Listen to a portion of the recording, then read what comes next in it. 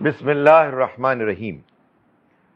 سورہ طٰہٰ، سورہ نمبر 20 اس کی آیت نمبر 17 سے آج ہمیں سبق شروع کرنا ہے۔ اعوذ باللہ من الشیطان الرجیم، بسم اللہ الرحمن الرحیم۔ وما تلک بیمینک یا موسیٰ، اور یہ تمہارے ہاتھ میں کیا ہے اے موسیٰ۔ پہلی 16 آیات میں سورہ مبارکہ کے ہم نے یہ دیکھا کہ پہلی چند آیات میں تو اللہ تعالیٰ نے بالکل جو ابتدا کی بات ہے وہ سمجھائی، نبی اکرم صلی اللہ علیہ وسلم کو خطاب کر کے کہ آپ کے اوپر یہ قرآن مجید اس لیے نہیں نازل کیا گیا کہ آپ اس کی وجہ سے اپنے آپ کو مشکل میں، مشقت میں ڈال دیں، بلکہ ہم نے تو اس کو اس لیے نازل کیا ہے تاکہ آپ یاد دہانی کرائیں ان کو کہ جو ڈرنے والے ہیں، اور یہ بڑے اہتمام سے اللہ نے نازل کیا ہے، اور اس اللہ نے جس نے بھائی یہ کیا ہو رہا ہے؟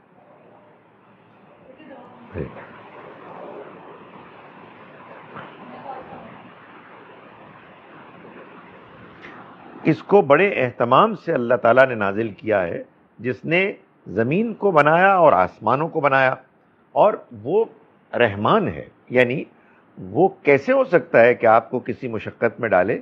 وہ تو بہت کرم کرنے والا ہے، اور وہ جانتا ہے جو کچھ بھی آپ اونچی آواز میں بولتے ہیں، وہ جانتا ہے جو کچھ بھی آپ چھپا کے کرتے ہیں، چھپا کر بولتے ہیں، اور اللہ ہر چیز پر غالب ہے، اس کے سارے ہی اچھے نام ہیں۔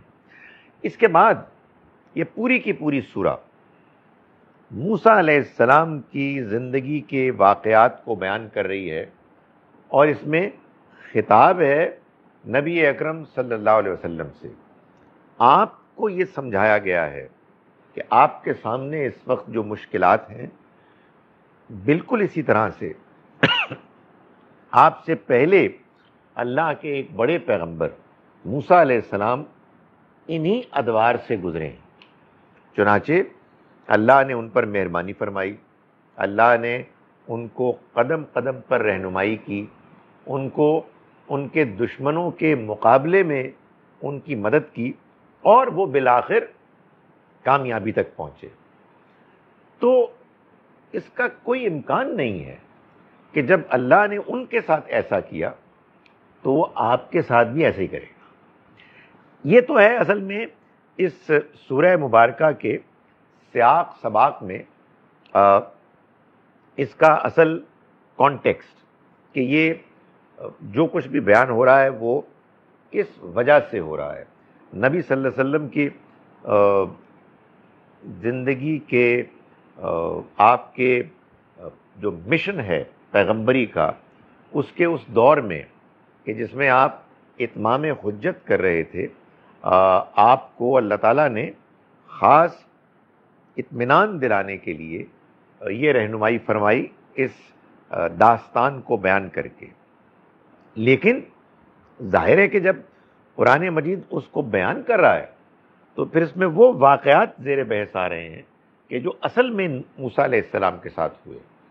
سو بیان کرنے کا مقصد آپ کو تسلی، آپ کو اطمینان، اور دشمنوں کو وارننگ، آپ کے ساتھیوں کو خوشخبری کہ یہ آپ کو اس دنیا میں اللہ تعالیٰ کامیاب کرے گا آپ کے دشمنوں کے مقابلے میں، اور آخرت میں بھی وہی کامیابی ہوگی۔ تو یہ واقعات ہیں کہ جو پھر آپ کے لیے تسلی کا ذریعہ بنے۔ تو فرمایا کہ وَهَلْ أَتَاكَ حَدِيثُ موسیٰ، اور کیا آپ کو موسیٰ کی داستان پہنچی؟ یہ اصل میں اس داستان کی اہمیت کو بیان کرنے کے لیے بھی، اور پڑھنے والے سننے والوں کو متوجہ کرنے کے لیے بھی فرمایا کہ کیا تمہیں یہ خبر نہیں پہنچی؟ اذ رأى نارن، جب انہوں نے ایک آگ کو دیکھا، فقال لأہلہم کثوا، انہوں نے کہا اپنے گھر والوں سے کہ تم یہاں ٹھہرو، انی آنست نارا، میں آگ دیکھ رہا ہوں، یعنی مجھے آگ سی دکھائی دے رہی ہے.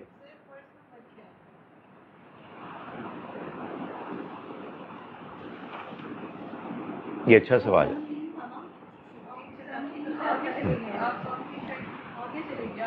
نہیں، میں پیچھے چلا گیا، میں پیچھے چلا گیا ہوں.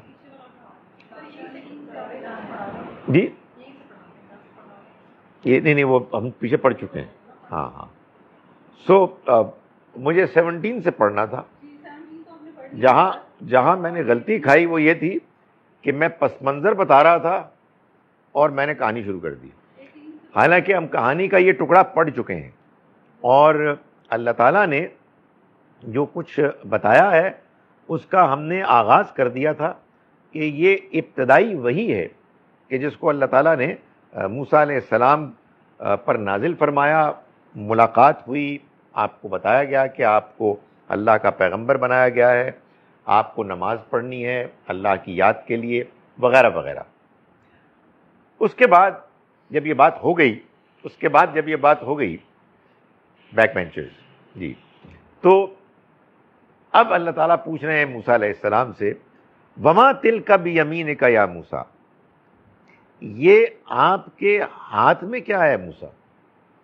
یمین ویسے دائنے ہاتھ کو کہتے ہیں، لیکن اگر کانٹیکسٹ ہو تو یہ جنرل ہو جاتا ہے. آپ کے ہاتھ میں کیا ہے؟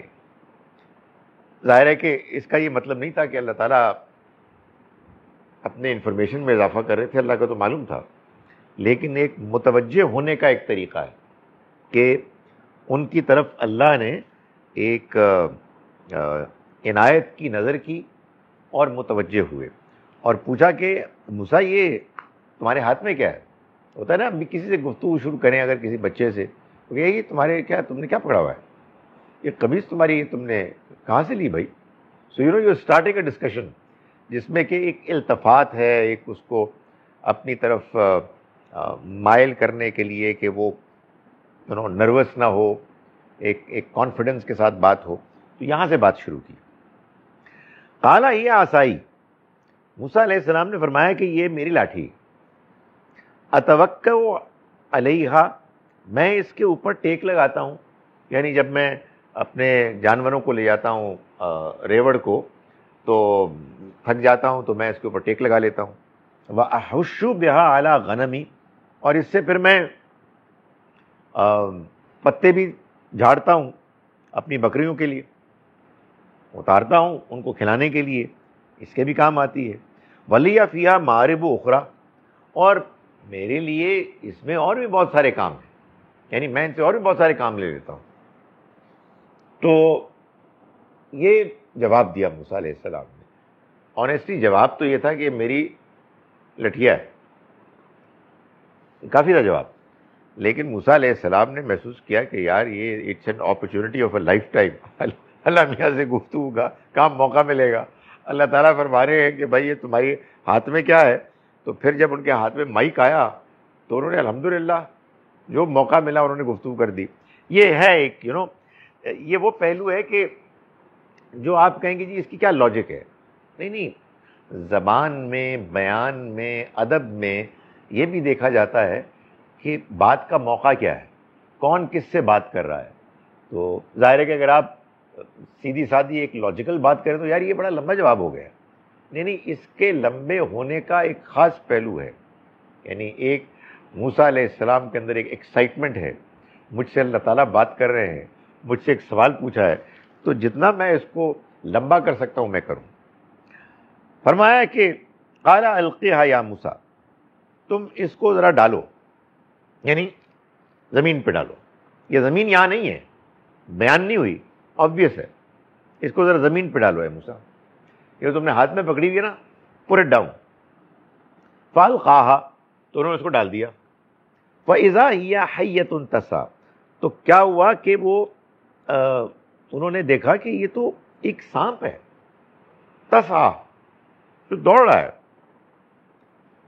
قال خذھا، اللہ تعالیٰ نے فرمایا اس کو پکڑو، اس سانپ کو پکڑو، ولا تخف، اور مت ڈرو.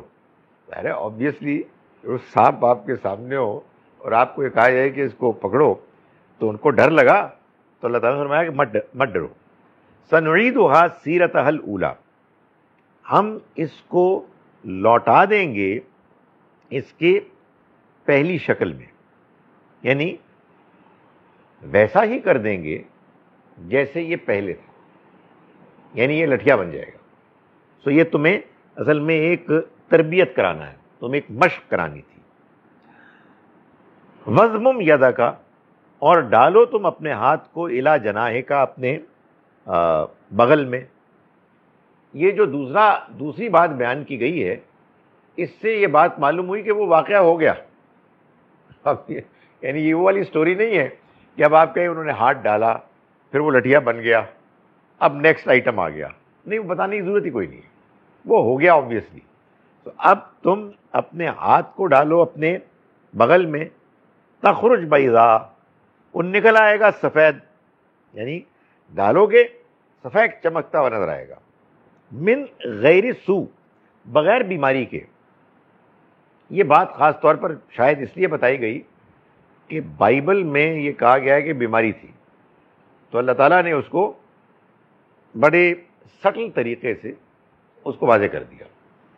قرآن میں اس کی مثال ایک اور بھی ہے جو میں نے سورہ قاف میں ہے، کہ اللہ تعالیٰ نے فرمایا کہ اللہ نے آسمانوں اور زمین کو اور جو کچھ اس کے درمیان ہے 6 دنوں میں بنایا اور اسے کوئی تھکان نہیں ہوئی. وما مسنا من لغوب، اور ہمیں کوئی تھکان نہیں ہوئی. یہ اصل میں اس کا جواب ہے جو بالکل بائبل کے آغاز میں آتا ہے کہ اس نے آسمانوں اور زمین کو 6 دنوں میں بنایا اور 7ویں دن اس نے چھٹی کی، آرام کیا. سو سنڈے آپ بتاتے ہیں نا، آرام کیا اس نے. تو اللہ تعالیٰ نے قرآن مجید میں بتایا کہ کوئی آرام نہیں کیا، اس کو آرام کرنے کی ضرورت ہی کوئی نہیں، ہمیں کوئی تھکان نہیں ہوئی. تو یہاں بھی انڈائریکٹلی بتا دیا. اب یہ بھی ایک سمجھنے والی بات ہے کہ بھائی صاحب، اگر آپ کسی کو آرام سے انڈائریکٹلی ٹھیک کر سکتے ہیں تو اس کو سامنے اس کی بےزتی کرنے کی کوئی ضرورت نہیں. بھائی اللہ میاں کو یہاں یہ بتانے کی ضرورت نہیں تھی کہ ہولڈ آن، یہ کہانی میں بعد میں سناؤں گا، یہ تورات میں انجیل میں جو لکھا ہے بالکل غلط لکھا ہے. نہیں، بس اشارہ کر دیا کافی. تو یہ بھی اصل میں بات کو سمجھانے کا ایک وہ انداز ہے کہ جس سے نہ کوئی مشکل پیدا ہو اور بات بھی پہنچ جائے، باتوں ہی باتوں میں یہ چیز بھی ہو جائے. فرمایا کہ لِنُرِيَكَ مِنْ آیَاتِنَا الْكُبْرَى، تاکہ ہم دکھائیں تم کو اپنی بڑی بڑی نشانیاں. یعنی یہ 2 نشانیاں ہیں اور ہم ان کے ذریعے سے تمہیں اور بہت سی نشانیاں دکھائیں گے. آگے چل کے تمہارے سامنے ایسے ایسے مراحل آئیں گے جس میں تمہیں یہ نشانیاں تمہارے کام آئیں گی. تو یہ بتانے کے بعد یہ پہلا وہ تجربہ ہے جو آپ کہیے میٹنگ ہے اللہ تعالیٰ کے ساتھ ملاقات میں جو ایکسپیرینسز ہیں ان کو بیان کیا گیا. یہ سب کیوں ہے، کیوں دیا گیا؟ فرمایا اذهب الى فرعون انه طغى، جاؤ فرعون کی طرف، وہ بہت سرکش ہو گیا. یعنی مطلب یہ ہے کہ تم اگر فرعون کے پاس گئے، بڑا جابر بادشاہ ہے، وہ اپنے آپ کو سورج دیوتا کا اوتار سمجھتا ہے، یہاں اسی کی بنیاد پر اس کی سلطنت ہے، لوگ اس کی بات مانتے ہیں، کوئی اس سے اختلاف نہیں کر سکتا، جو حکم دیتا ہے وہ امپلیمنٹ ہو جاتا ہے. تو تم نے جا کے اس کے سامنے بات کی کہ بھائی صاحب ذرا باہر آئیں گے، ذرا آپ میری بات سن لیں گے، آپ مسلمان ہیں، آپ کو ہم کچھ اسلام کی باتیں بتانا چاہتے ہیں. گیٹ لاسٹ یار، ایسے ہی ہوگا نا.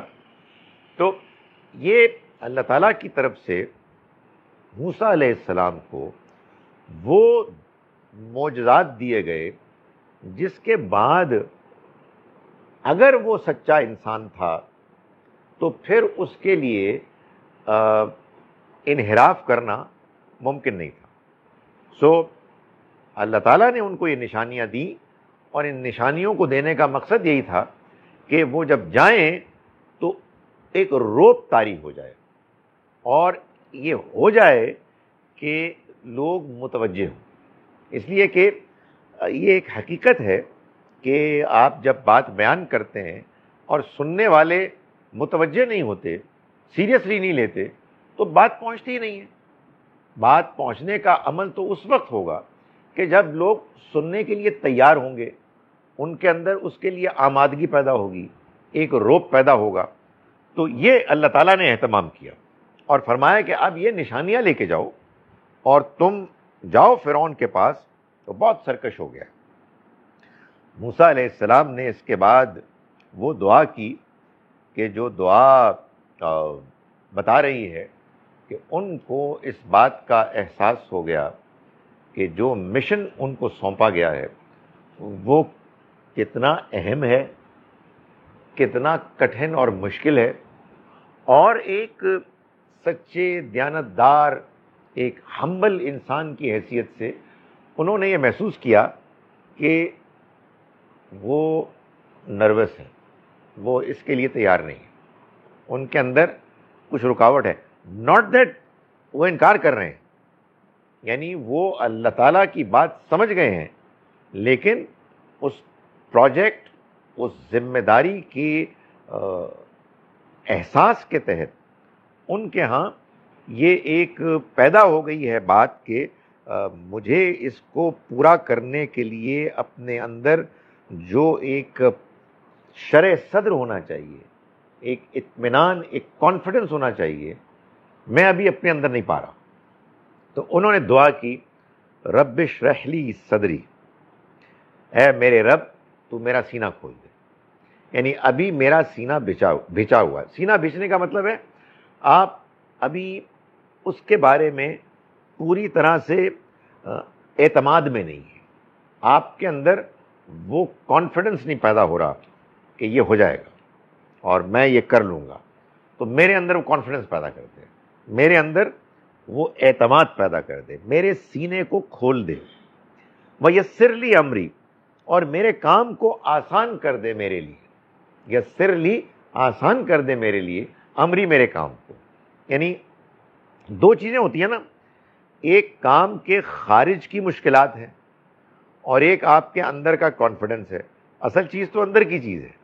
تو پہلے انہوں نے وہ مانگی، میرے سینے کو کھول دے، یعنی میرے اندر اطمینان ہو جائے، میرے اندر جو کچھ ہچکچاہٹ ہے وہ دور ہو جائے، اور پھر جو آگے کی مشکلات ہیں ان کو بھی تو آسان کر دے۔ وَاحْلُلْ عُقْدَةً مِّن لِّسَانِي، اور تو میری زبان میں جو رکاوٹ ہے، گرا ہے، اس کو کھول دے۔ یعنی بولنے میں جو مجھے مشکل پیش آتی ہے، میں کوئی بہت زبردست مقرر نہیں ہوں۔ موسیٰ علیہ السلام کے بارے میں معلوم ہوتا ہے قرآن مجید سے بھی کہ وہ جیسے شعلہ بیان مقرر ہوا کرتے تھے، ابھی بھی ہوتے ہیں، ویسے نہیں تھے۔ یہ ضروری نہیں ہے کہ ان کی زبان میں کوئی لکنت ہو، یعنی ان کے ہاں ایک جو بہت زبردست قسم کی، جیسے ان کے بھائی تھے ہارون علیہ السلام، وہ بہت زبردست مقرر تھے، اور اس ہاں جی، سو یہ انہوں نے کیا، اور اس کی وجہ وہی ہے کہ جو ایک گفتگو میں جو انسان کے اندر جو فلو ہوتا ہے وہ بعض اوقات بعض لوگوں کے اندر نہیں ہوتا۔ تو انہوں نے اس کو مانگا، اور اس لیے مانگا کہ ان کو اس بات کا اندازہ ہوا کہ اب مجھے بات کرنی، اب اس کے سوا کوئی چارہ نہیں ہے کہ میں لوگوں کے پاس جاؤں گا۔ سب سے پہلے تو میں فرعون کے پاس جاؤں گا، اس کے درباریوں کے پاس جاؤں گا، میں بات کروں گا۔ تو اگر مجھ سے بات ہی نہ ہو پائی، میرے اندر میری گفتگو میں وہ زور ہی نہ ہوا، تو پھر بات لوگ کیوں سنیں گے؟ تو یہ انہوں نے دعا کی کہ میری زبان سے اس رکاوٹ کو، گرہ کو سلجھا دے، یفقہوا قولی، تاکہ وہ میری بات سمجھ لیں۔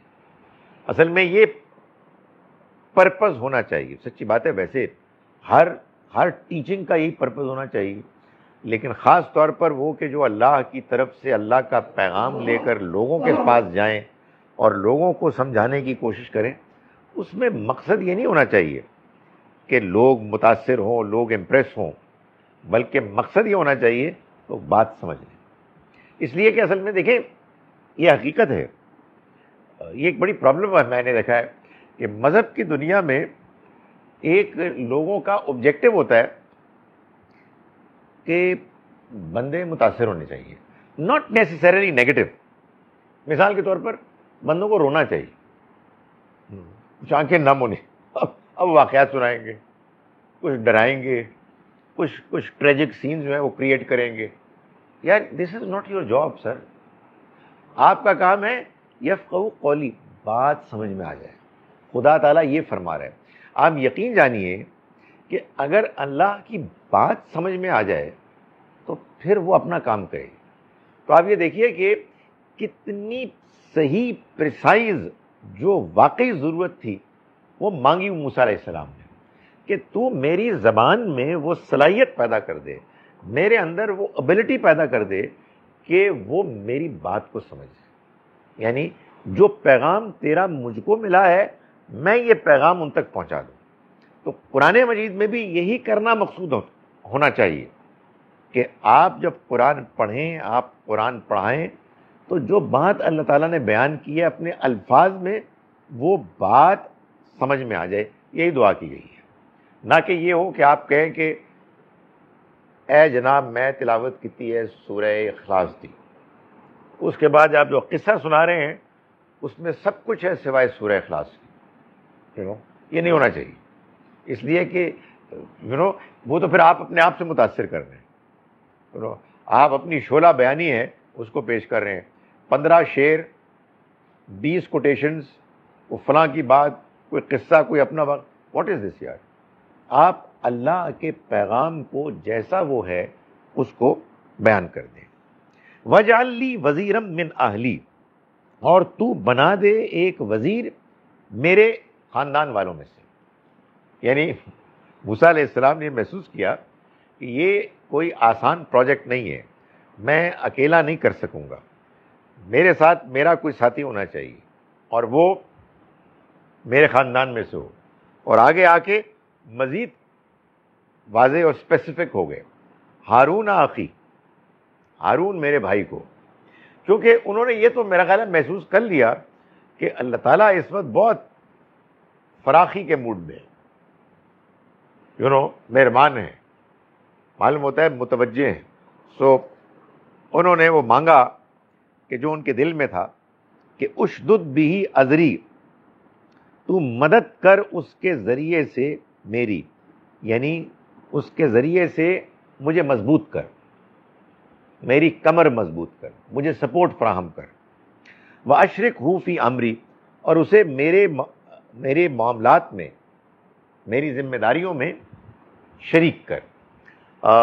یعنی ایک تو میں نے بتایا کہ معلوم ہوتا ہے کہ ہارون علیہ السلام کے جو موسیٰ علیہ السلام سے بڑے تھے اور سگے بھائی تھے، اور وہ اور سگے بھائی بھی وہ یعنی باپ ایک نہیں ماں بھی ایک، قرآن سے معلوم ہوتا ہے. تو وہ انہوں نے شعلہ بیانی، ان کی گفتگو کا انداز بھی افیکٹو تھا.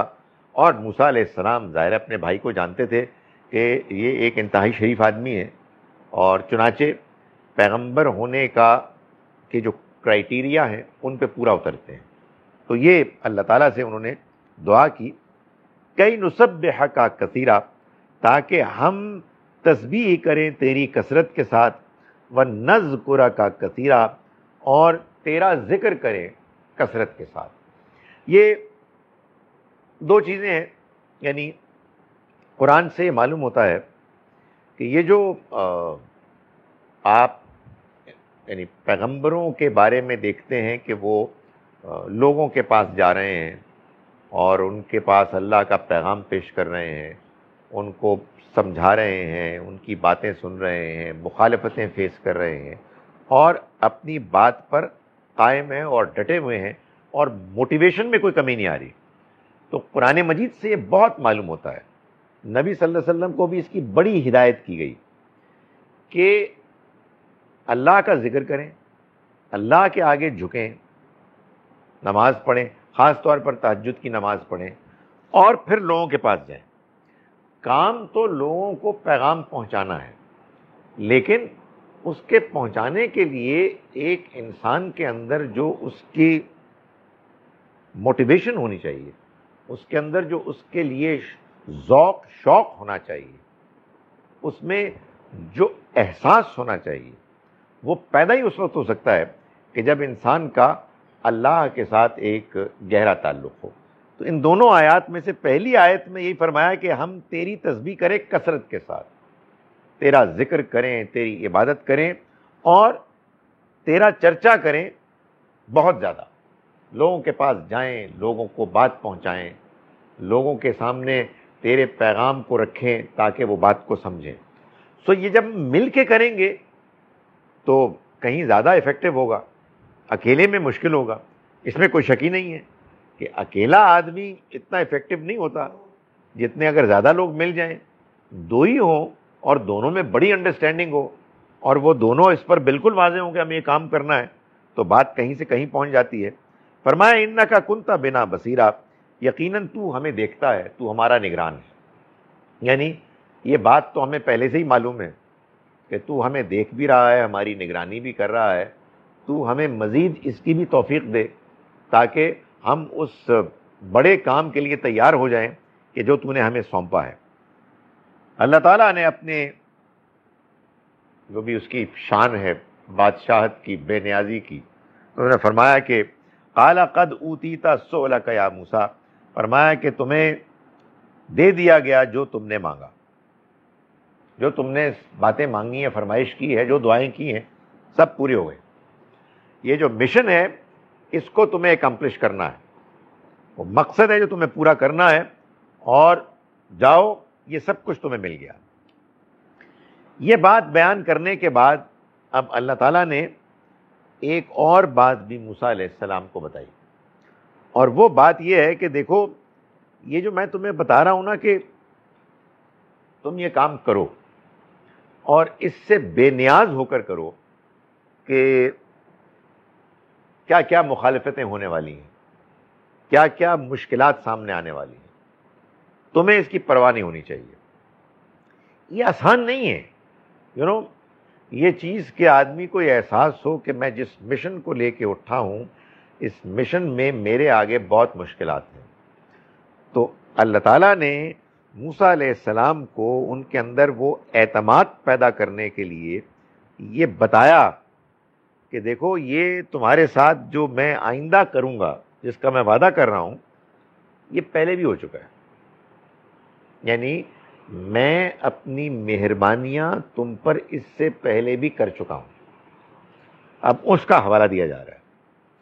یہ آپ دیکھیں گے کہ بات اللہ تعالیٰ نے نبی صلی اللہ علیہ وسلم کو بھی بتائی تھی، جب فرمایا نا کہ وَالضُّحَىٰ وَاللَّيْلِ إِذَا سَجَىٰ مَا وَدَّعَكَ رَبُّكَ وَمَا قَلَىٰ وَلَلْآخِرَةُ خَيْرٌ لَكَ مِنَ الْأُولَىٰ وَلَسَوْفَ يُعْطِيكَ رَبُّكَ فَتَرْضَىٰ، اور ان قریب تمہارا رب تم کو دے گا بہت اور تم راضی ہو جاؤ گے۔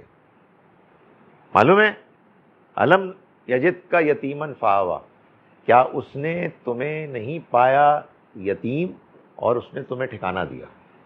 وجدک ضالا فہدی، اور اس نے تمہیں پایا ہدایت کے لیے کوشاں، یعنی متفکر، تو اس نے ہدایت دی۔ وجدک عائلا فاغنی، اور اس نے تمہیں ہدایت کے معاملے میں، روحانیت کے معاملے میں کچھ تنگی محسوس کی تو اس نے تمہیں بے پناہ دیا۔ سو اب آگے پھر حضور کو ہدایت کی کہ اب آپ یہ کام کریں۔ تو یہاں بھی موسیٰ علیہ السلام کو بھی یہی کہا جا رہا ہے کہ دیکھو، آپ کے ساتھ ہم اس سے پہلے بھی بہت سی مہربانیاں کر چکے ہیں، سو تم ان کی بنیاد پر اپنے اندر یہ اعتماد پیدا کرو، اپنے آپ کو اس مشن کے لیے پوری طرح سے تیار کر لو ذہنی طور پر۔ یہ حقیقت واقعہ ہے کہ ہماری زندگیوں میں بھی جب بعض اوقات مشکلات آتی ہیں تو آدمی کو اپنے ماضی میں بعض ان اللہ کی مہربانیوں کو یاد کرنے میں آسانی ہوتی ہے کہ جن میں آدمی مشکل میں تھا اور اللہ نے مشکل دور کر دی. ایسے ایسے وقت آئے ہیں کہ آدمی سوچتا تھا یار یہ کیسے ہو سکتا ہے, یہ کام تو ہو ہی نہیں سکتا, اور اللہ نے مہربانی فرمائی. تو جب اس نے پہلے مہربانی فرمائی تو آئندہ بھی فرمائے گا. تو یہاں اصل میں یہ وہ انداز ہے کہ دیکھو وَلَقَدْ مَنَنَّا عَلَيْكَ مَرَّةً أُخْرَى, اور ہم نے تم پر احسان کیا اس سے پہلے بھی ایک مرتبہ, یعنی ایک اور تم پر احسان ہو چکا ہے. یہ احسان کیا ہے, یہ اب اللہ تعالیٰ اس کی تفصیل فرما رہے ہیں. ظاہر ہے کہ یہ وہ تفصیل ہے کہ ان کی پیدائش کے بعد جو اللہ نے غیر معمولی طریقہ اختیار کیا ان کو محفوظ کرنے کا, یہ اس کو بیان کیا جا رہا ہے. ان کی والدہ نے ان کو یہ واقعات بتائے ہوں گے. یہ تو نہیں ہو سکتا کہ وہ اتنے غیر معمولی طریقے سے بچے دریا سے میں ان کو ڈال دیا گیا, ان کو اٹھایا گیا, فرعون اور اس کی بیوی نے ان کو پالا اور پھر وہاں سے وہ نکلے. تو ظاہر ہے یہ واقعات ان کو ان کی والدہ سے کی زبانی تو سنے ہوں گے. اب اللہ تعالیٰ بتا رہے ہیں یہ میں نے کیا, یہ جو تمہارے ساتھ واقعات ہوئے تھے یہ میں نے تمہارے ساتھ, تمہاری ماں کے ساتھ, تمہاری بہن کے ساتھ کیے تھے, اور تم کو انتہائی مشکل حالات سے باہر نکالا تھا. تو یہ جب میں پہلی مرتبہ کر چکا ہوں تو اب بھی کروں گا. یوں ہے یہ. فرمائے اذ اوحینا الی امک ما یوحی, یہ بات ہے اس وقت کی کہ جب ہم نے وحی کی تمہاری ماں کی طرف, ما یوحی جیسے وحی کی جا رہی ہے اب تم پر, ایسے کی تھی.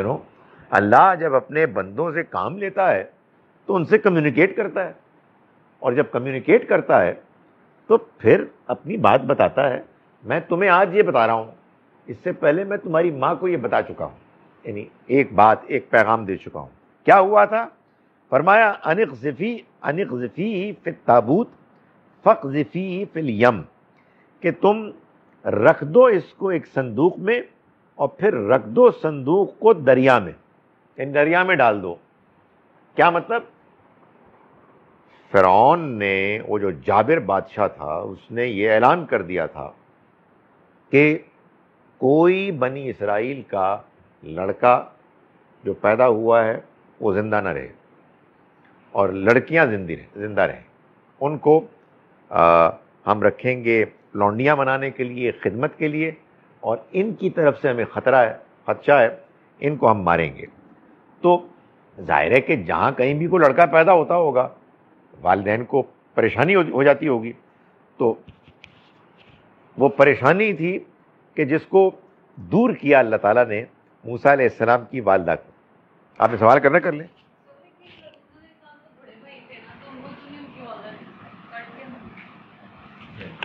ہارون علیہ السلام تو بڑے تھے, تو پھر وہ کیسے بچے تھے؟ دیکھیں یہی ایک بات سمجھ لیں کہ قرآن یہاں داستان امیر حمزہ نہیں بیان کر رہا کہ یہ بھی سن لو اور اس کے چھوٹے کے ساتھ بھی سن لو اور بڑے کے ساتھ بھی سن لو اور تیسرے کے ساتھ بھی سن لو کیا ہوا, نہیں.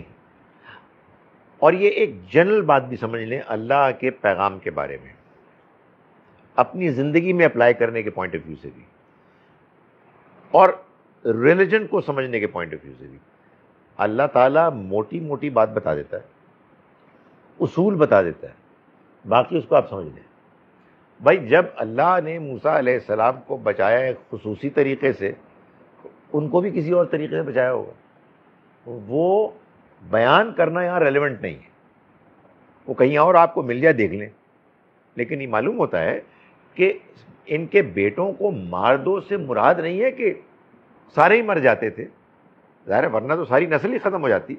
یعنی وہ کوئی طریقہ اختیار کرتے, اوچھا دائیوں کو بھیجتے, خواتین اندر گھروں میں جاتی اور پھر کوئی چکر چلا کے مار دیتی.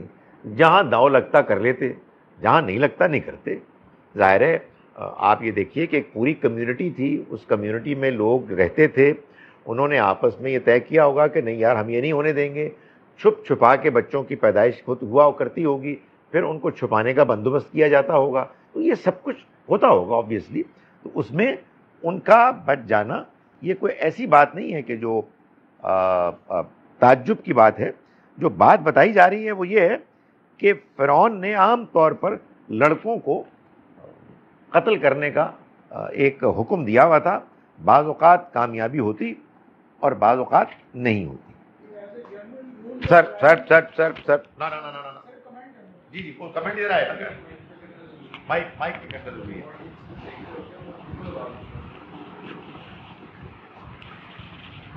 یہ بھی تو ایک چانس ہو سکتا ہے کہ یہ ایک جنرل رول کے طور پہ نہیں بلکہ ایک ایکسیپشن کے طور پہ اپلائی کیا گیا تھا، اور یہ ایک اسپیسیفک ٹائم فریم میں بتایا گیا تھا ان کو غالباً کہ اب اس کے بعد جو یہ کوئی بچہ جو آئے گا تو وہ ذائچے کھینچ کے ان کے کہانوں نے ان کو یہ مت دی تھی کہ جی آپ اس کے بعد سے اب بچوں کو اگر زندہ نہیں رکھیں گے تو ہی بچ پائیں گے، ورنہ آپ کی شہنشاہیت خطرے میں ہے.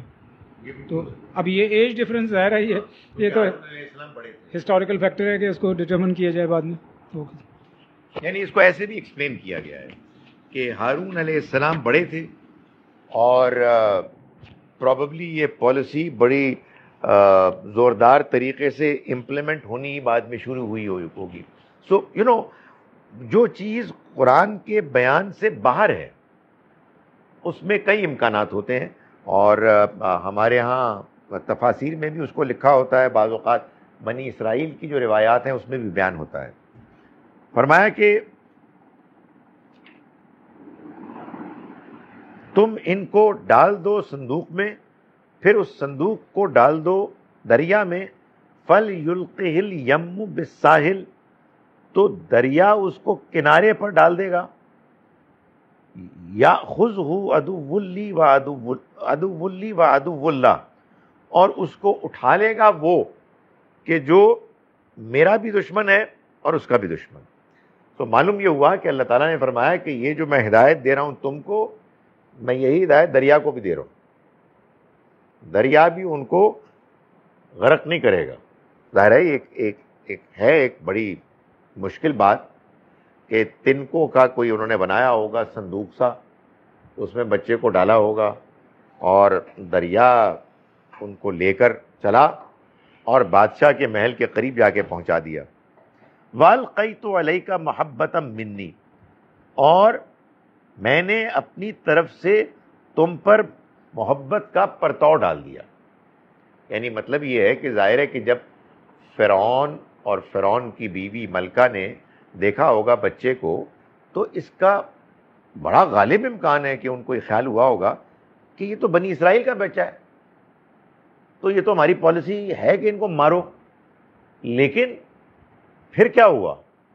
پھر یہ ہوا کہ بچہ ویسے ہی بچہ ہو تو بڑا پیارا ہوتا ہے، اور موسیٰ علیہ السلام کے اندر تو کچھ اللہ نے ایسی چیز رکھ دی کہ پیار زیادہ آتا تھا.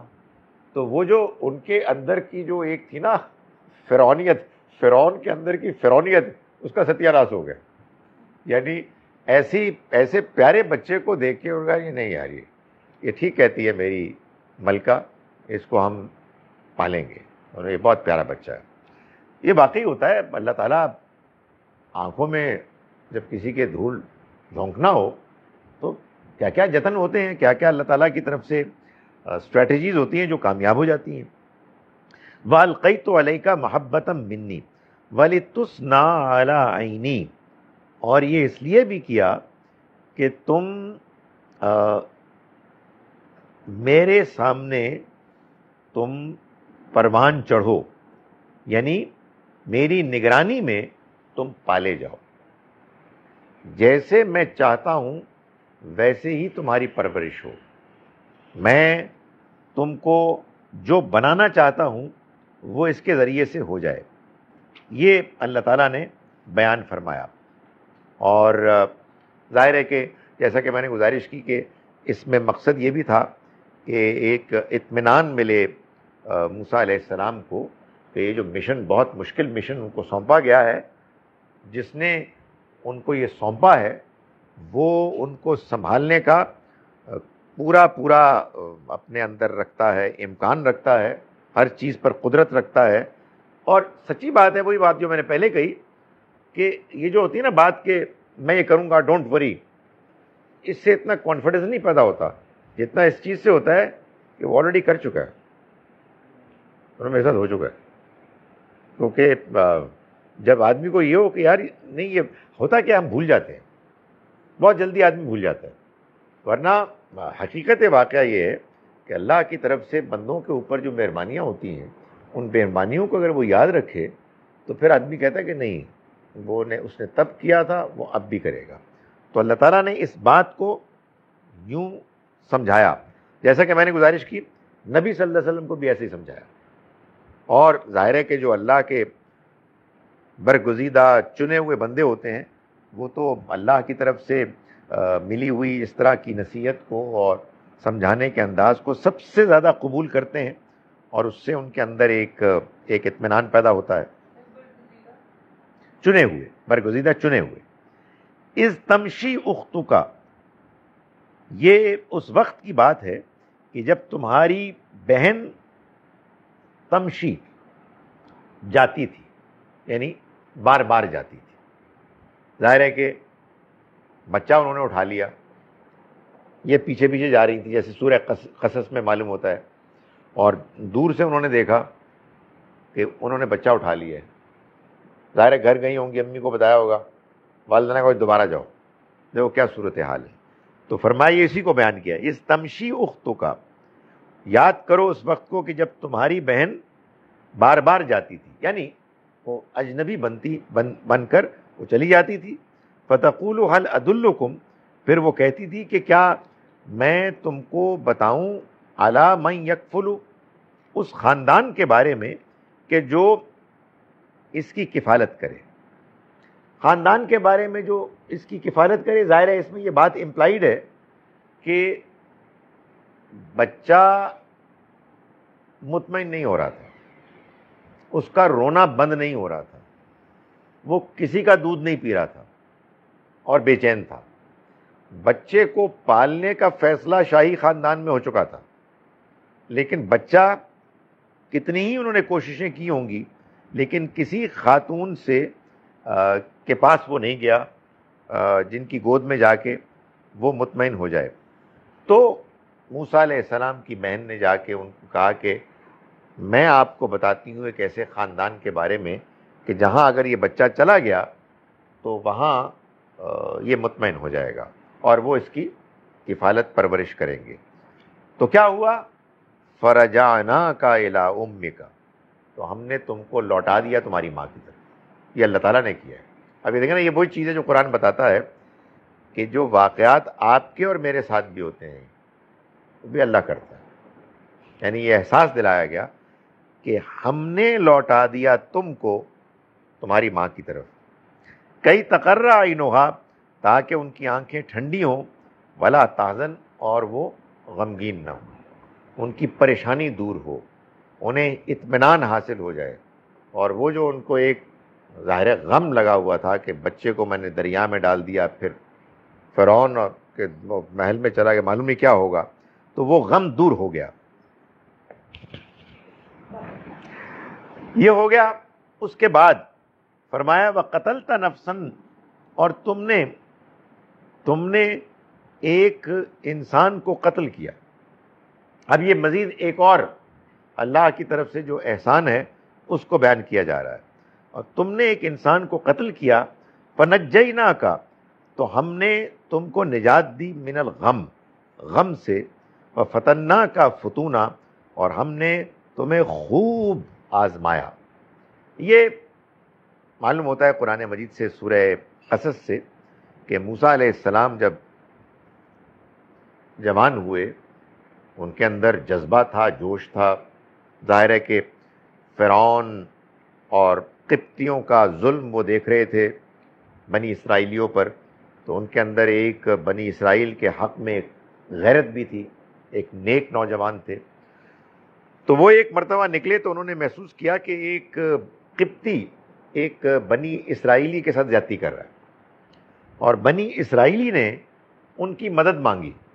ظاہر ہے کہ اگر کوئی پیٹ رہا ہو کسی ایسے شخص کو کہ جس کے ساتھ آپ کو ہمدردی بھی ہو اور آپ طاقتور انسان ہو اور ظلم ہو رہا ہو، تو ظاہر ہے کہ آپ نے اس کی مدد کے لیے گئے اور اس کو چھڑایا اس سے ان کو، اور اس کو ایک گھوسا مارا. وہ گھوسا ایسا زبردست لگا اس کے صحیح جگہ پہ جا کے کہ ختم ہو گیا، مر گیا وہ. اس پر موسیٰ علیہ السلام ظاہر ہے گھبرائے. اس لیے گھبرائے کہ ان کو وہاں انصاف ملنے کی امید نہیں تھی، تو وہاں سے نکل گئے. اس لیے کہ وہاں ظلم ہو رہا تھا. انہیں معلوم تھا کہ میں نے اگرچہ کہ یہ بالکل غلطی سے کیا ہے، حادثاتی طور پہ ہوا ہے، میری کوئی نیت نہیں تھی. ظاہر ہے اللہ سے بھی انہوں نے معافی مانگی، لیکن ساتھ ہی ساتھ یہ بات بھی تھی کہ ان کو اس بات کا اندازہ تھا کہ اگر انہوں نے ان کو پکڑ لیا تو پھر انصاف نہیں ملے گا. تو وہ وہاں سے نکل گئے، اور اللہ نے اس موقع پر بھی ان کو خوب آزمایا.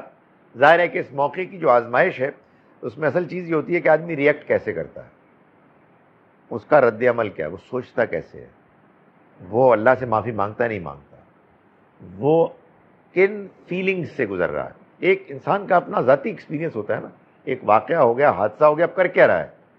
کوئی بندہ ہوگا جو کہے گا یار نہیں اس کو جھوٹ بول کے چھپا دو، کچھ اور کر دو. وہ سخت شرمندہ تھے، اللہ سے بھی معافی مانگی، لیکن یہ بات کہ اپنے آپ کو لیم ڈک کے طور پر پیش کر دو کہ آئیں اور مجھ کو پکڑیں اور میرے اوپر ظلم کریں، نہیں، یہ کوئی سمجھداری کی بات نہیں. چنانچہ انہوں نے جب یہ محسوس کیا کہ ان کو لوگ پکڑ کے تو زیادتی کریں گے اور صحیح انصاف نہیں ملے گا، تو وہاں سے چلے گئے. فرمایا کہ فَلَبِثْتَ سِنِينَ فِي أَهْلِ مَدْيَنَ، پھر تم رہے مدین والوں کے ہاں کئی سال، کئی برس.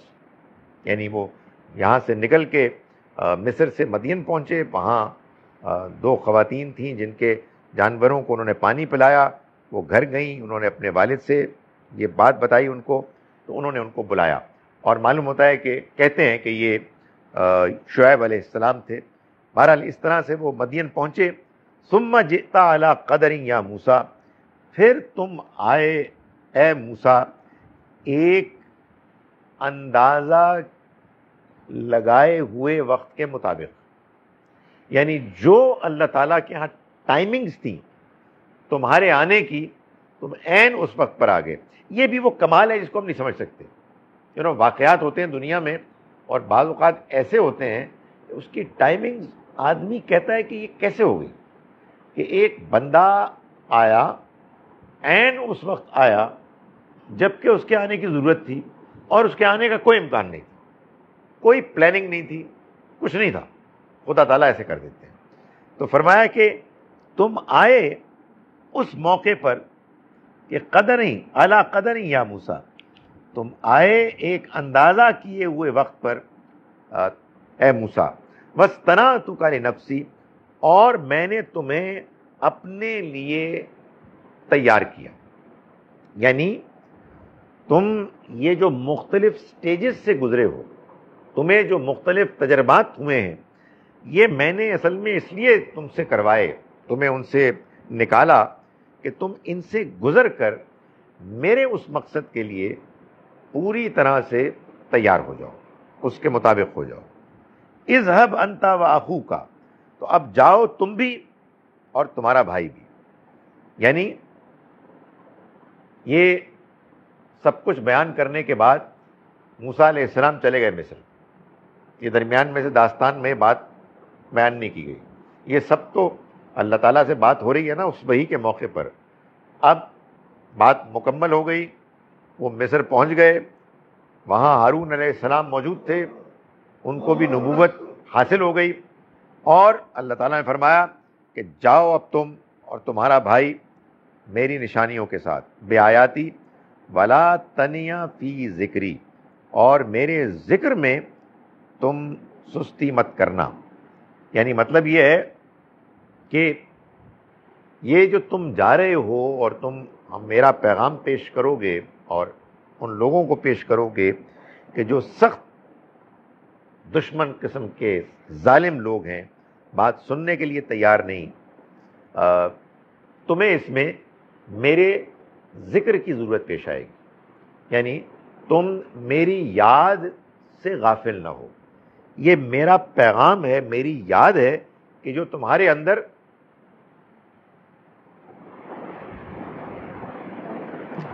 تمہارے اندر مضبوطی پیدا کرے گی، تمہیں ہمت دے گی.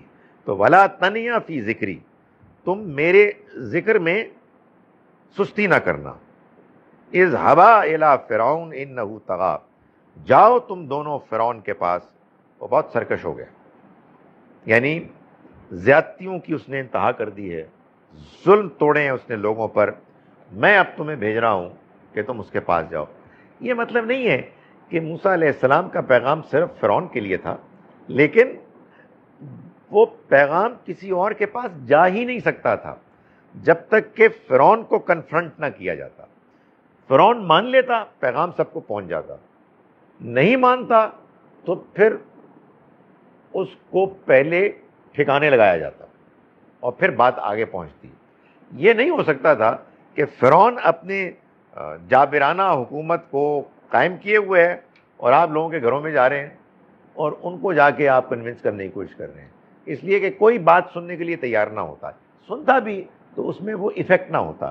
یہ قرآن مجید سے معلوم ہوتا ہے کہ اللہ کے پیغمبروں کی اسٹریٹجی کا کنسسٹنٹ حصہ رہا ہے کہ سب سے پہلے دعوت دی جائے گی ان کو کہ جو معاشرے میں سب سے نمایاں لوگ ہیں، تاکہ وہ پیغام ان کو پہنچے، وہ اس کا جواب دیں، باقی لوگ دیکھیں کہ یار یہ جو ہماری لیڈرشپ ہے اس کے مقابلے میں یہ جو نیا پیغام آیا ہے چھا گیا. یہ تو اس نے تو ان کے چھکے چھڑا دیے ہیں، ان کی باتوں کا ان کے پاس کوئی جواب ہی نہیں ہے. تو آپ یوں سمجھیے کہ گراؤنڈ پہلے سے ہی تیار ہو جاتی ہے. لیکن آپ ان کو چھوڑ کے ان کے پاس جائیں گے تو پھر بات بنے گی. اس لیے کہ اصل میں لوگ کہیں گے یار بندہ تو اصل میں وہ ہے، تو یہ دعوت ہمارے پاس دینے آئے، ان کے پاس کیوں نہیں جاتے، ان کو کیوں نہیں مطمئن کرتے یا ان کے ساتھ مقابلہ کرتے. تو فرمایا کہ فرعون کے پاس جاؤ، وہ سرکش ہو گیا ہے. فَقُولَا لَهُ قَوْلًا لَيِّنًا، پھر کہو تم اس سے نرمی کے ساتھ، اس کے ساتھ بات کرو نرمی کے ساتھ. اس کا مطلب یہ ہے کہ جب اللہ کا پیغام پیش کیا جائے گا اس میں نرمی ہو. یہ افورڈ ہی نہیں کیا جا سکتا کہ اپنے غصے، اپنے سختی کی وجہ سے آپ کسی کو بھگا دیں. فرعون کو بھی نہیں، اس لیے کہ فرعون کے اندر اپنا تکبر تھا، اس کے اندر اپنے بڑائی کا احساس تھا. اگر یہ جا کے اس کے سامنے آنکھوں میں آنکھیں ڈال کے زور و شور کے ساتھ تقریریں کرتے تو ظاہر ہے کہ اس کا مطلب یہ تھا کہ اس کو بات سننے سمجھنے کا موقع ہی نہ ملتا. تو یہ بڑی اہم بات ہے کہ فرعون جیسے سرکش جابر بادشاہ کے سامنے بھی اللہ تعالیٰ نے فرمایا جب پیغام پیش کرو تو قولا لہو قولا لینا، تم اس کے ساتھ بات کرو نرمی کے ساتھ، لعلہ یتذکر، شاید کہ وہ یاد دہانی حاصل کرے. کیا خبر کہ اس کو بات سمجھ میں آ جائے. یعنی اللہ کا پیغام ہے، وہ پیغام اگر اچھی طرح سے نرمی کے ساتھ پیش کیا جائے گا اور کسی انسان کے اندر اس کے سمجھنے کے لیے دلچسپی ہوگی تو وہ اس کو متاثر کرے گا. ایک اندر کی شخصیت ہے جو اللہ کی ڈیزائن کی ہوئی ہے، وہ اس پیغام کو پک کر لے گی، وہ اس کو سٹرائک کرے گا. تو فرمایا کہ شاید کہ وہ یاد دہانی حاصل کرے، او یخشا، یا وہ ڈر جائے. یعنی میں جو تمہارے ذریعے سے اس کو خبردار کر رہا ہوں کہ تم پکڑے جاؤ گے، تو اس کو ہو سکتا ہے ڈر لگ جائے، ہو سکتا ہے واقعی وہ اس حقیقت کو ماننے پر آمادہ ہو جائے، کہیں اس کے اندر اس کا تکبر دب جائے اور اللہ کا خوف غالب آ جائے. تو تمہیں بات کرنی ہے نرمی کے ساتھ. اب میں ان آیات کا ترجمہ ایک مرتبہ پھر کر رہا ہوں جو آج ہم نے پڑھی، جہاں سے مجھے اصل میں شروع کرنا تھا. تمہید میں ایسے جوش میں آ گیا تھا، میں کہیں اور سے شروع کر دیا اس کو، لیکن ہم نے آیت نمبر 17 سے آج کا سبق شروع کیا. بسم اللہ الرحمن الرحیم. وما تلک بیمینک یا موسیٰ، اور اللہ تعالیٰ نے فرمایا کہ یہ تمہارے ہاتھ میں کیا ہے موسیٰ؟ قال ہی عصائی، انہوں نے فرمایا کہ یہ میری لٹھیا ہے، اتوکأ علیہ، میں اس پر ٹیک لگاتا ہوں، واحش بہا علی غنمی، اور میں اس کے ذریعے سے پتوں کو جھاڑتا ہوں اپنے جانوروں کے لیے، ولی فیہا مارب اخری، اور میرے لیے اس میں اور بھی بہت سے کام ہیں، اور بھی بہت سی دوسری چیزیں ہیں جو میں کرتا ہوں۔ قال القھا یا موسیٰ، فرمایا کہ ڈال دو اس کو زمین پر اے موسیٰ۔ فالقاہا، تو انہوں نے اس کو ڈال دیا۔ فاذا ہی حیۃ تسعیٰ، تو کیا ہوا کہ وہ تو سانپ بن گیا دوڑتا ہوا۔ قال خذھا، فرمایا اللہ تعالیٰ نے کہ خذھا، اس کو پکڑو، ولا تخف، اور مت ڈرو، سنعیدھا سیرتھا الاولیٰ، تو ہم اس کو لوٹا دیں گے اس کی پہلی صورت میں، یعنی ان قریب، جیسے تم کرو گے ایسے ہی ہو جائے گا۔ وَضْمُمْ يَدَكَ، اور تم اپنے ہاتھ کو لے جاؤ، اِلیٰ جناحِکَ، اپنے بغل میں، تخرج بیضاء، وہ نکلے گا سفید چمکتا ہوا، من غیر سوء، بغیر کسی بیماری کے، آیتن اخری، یہ ہے دوسری نشانی، لنریک، یہ ہم اس لیے دے رہے ہیں تم کو تاکہ ہم تمہیں دکھائیں، من آیاتنا الکبریٰ، اپنی بڑی بڑی نشانیاں۔ اذهب الی فرعون انہ طغیٰ، تم جاؤ فرعون کے پاس، بہت سرکش ہو گیا۔ قال رب اشرح لی صدری، دعا کی موسیٰ علیہ السلام نے کہ اے میرے رب میرے سینے کو کھول دے، ویسر لی امری، اور میرے کام کو میرے لیے آسان کر دے، واحلل عقدۃ من لسانی، اور میری زبان کو میں رکاوٹ کو دور کر دے، گرہ کو سلجھا دے، یفقہوا قولی، تاکہ وہ میری بات کو سمجھ جائیں، واجعل لی وزیرا من اہلی، اور میرے لیے میرے گھر والوں میں سے ایک مددگار وزیر بنا، ہارون اخی، یعنی ہارون کو جو میرے بھائی ہیں، اشدد بہ اذری، تو ان کے ذریعے سے میری کمر کو مضبوط کر، واشرکہ فی امری، اور ان کو شریک کر دے میری ذمہ داریوں میں، کئی نسبحک کثیرا، تاکہ ہم تیری تسبیح کریں کثرت کے ساتھ، ونذکرک کثیرا، اور ذکر کریں تیرا کثرت کے ساتھ، انک کنت بنا بصیرا، یقیناً تو ہمارا نگران، تو ہمیں دیکھ رہا ہے۔ قال قد اوتیت سؤلک یا موسیٰ، فرمایا کہ تم کو دے دیا گیا جو تم نے مانگا اے موسیٰ، وَلَقَدْ مَنَنَّا عَلَيْكَ مَرَّةً أُخْرَى، اور دیکھو ہم نے تم پر احسان کیا ایک مرتبہ اور بھی اس سے پہلے، اِذْ أَوْحَيْنَا إِلَىٰ أُمِّكَ، جب ہم نے وحی کی تمہاری ماں کی طرف، مَا يُوحَىٰ، ویسے ہی جیسے اس وقت ہم تم پر کر رہے ہیں، أَنِ اقذفیہ فی التابوت، کہ تم ڈال دو اس کو صندوق میں، فاقذفیہ فی الیم، پھر ڈال دو اس صندوق کو دریا میں، فلیلقہ یم بالساحل، تو لے جائے گا دریا اس کو ساحل تک، یاخذہ عدو لی و عدو اللہ، تو پکڑ لے گا اٹھا لے گا اس کو میرا بھی اور تمہارا بھی دشمن، وَأَلْقَيْتُ عَلَيْكَ مَحَبَّةً مِّنِّي، اور میں نے ڈال دی تم پر محبت اپنی طرف سے، میں نے تمہارے لیے تمہارے اندر ایک محبت کا عکس ڈال دیا، تمہارے لیے تمہیں لوگوں کے لیے محبوب بنا دیا، وَلِتُصْنَعَ عَلَىٰ عَيْنِي، تاکہ وہ بھی تمہارے لیے تم سے محبت پر مجبور ہو جائیں، اور تاکہ تم میری نگرانی میں پالے جاؤ۔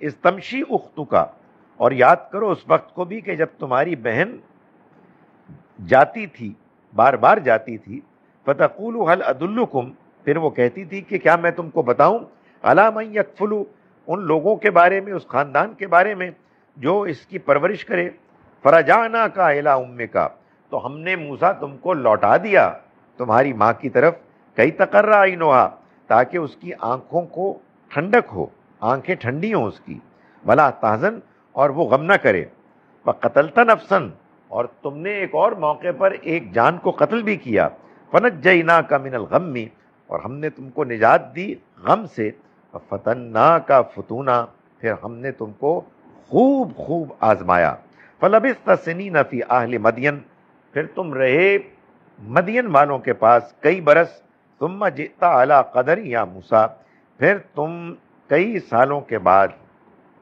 آئے ایک بالکل طے شدہ وقت، ٹھیک اندازے کے مطابق، وَاسْتَنَعْتُكَ لِنَفْسِي، اور میں نے تم کو خاص اپنے لیے تیار کیا. اذهب انت واخوک، تو جاؤ تم بھی اور تمہارا بھائی بھی، بآیاتی، میری آیات کے ساتھ، ولا تنیا فی ذکری، اور میرے ذکر سے غفلت نہ کرنا، اس سے سستی نہ برتنا. اذهبا الی فرعون، جاؤ فرعون کی طرف، انہ طغی، وہ سرکش ہو گیا.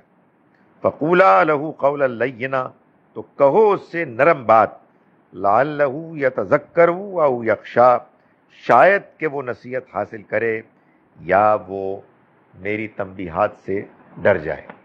اقول قولی ھذا واستغفر اللہ لی ولکم. جی لیجیے.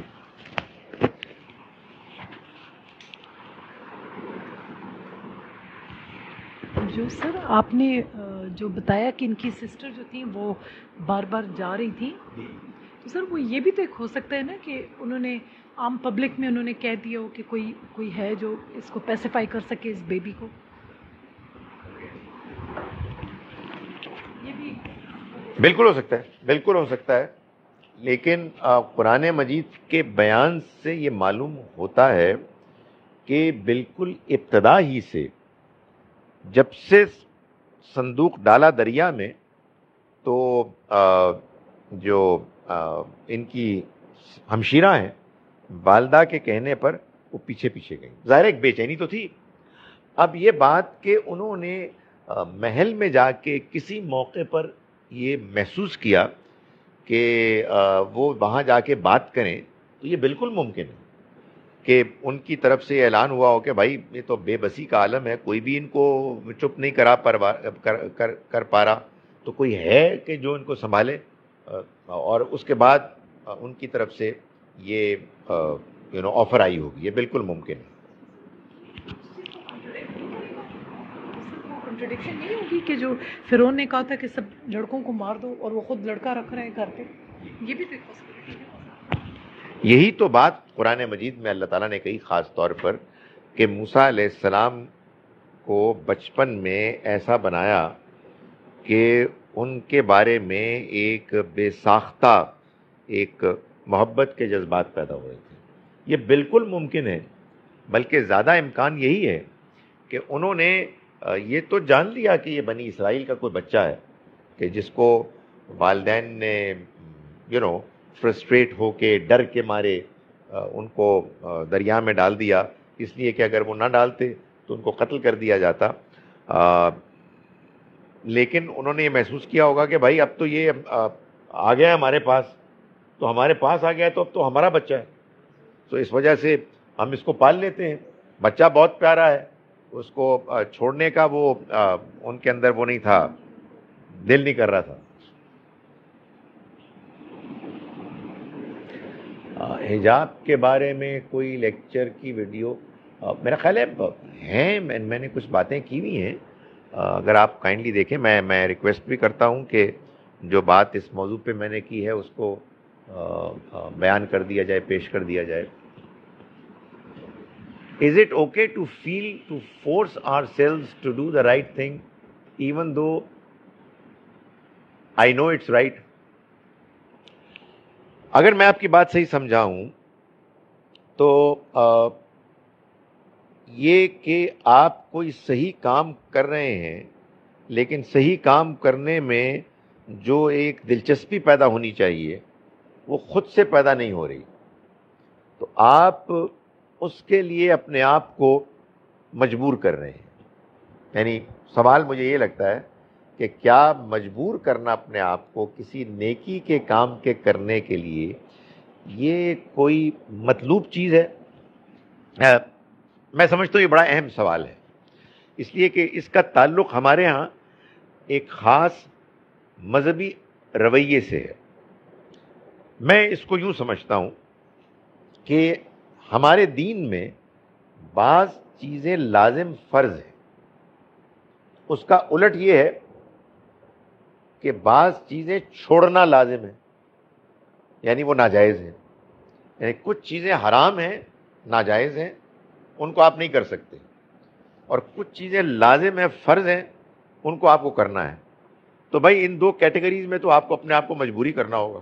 اگر آپ کا جی نہیں بھی چاہ رہا تو آپ کو فرض نماز پڑھنی ہے، آپ کو ناجائز حرام گوشت نہیں کھانا ہے، رشوت نہیں لینی ہے، وغیرہ وغیرہ، چاہے جی کتنا ہی کیوں نہ چاہ رہا ہو.